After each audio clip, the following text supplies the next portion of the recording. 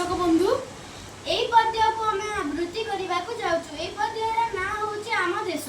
ଏହି ପଦ୍ୟର କବିଙ୍କ ନାଁ ହେଉଛି ନନ୍ଦକିଶୋର ସାମନ୍ତ।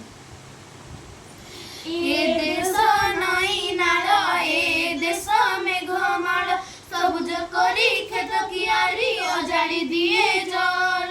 ଏ ଦେଶର ଖଣି ପାରି ହୁଏ ନା ଗଣି, ଆମକୁ ଦିଏ କୋଇଲା ଲୁହା ମାଣିକ୍ୟ ଆଉ ମଣି। ଏ ଦେଶ ବଣଗିରି ମନକୁ ରଖେ ଧରି, ଦୂରରେ ଥିଲେ ଅନେଇ ଦେଲେ ବଢିଆ ଦିଶେ ଭାରି। ଏ ଦେଶ ଗଛ ଲତା ଆମକୁ କହେ କହେ କହ, ଆମକୁ ଦିଏ ଫୁଲ ଫଳ ମାଇ ତାର ମଥା। ଏ ଦେଶ ପାର ଶୁଆ ଗଜର ପାତି କୁଆ, ଗାଇଲେ ଗୀତ ଭାରି ଭଲ ତ ନୀତି ଲାଗେ ନୂଆ।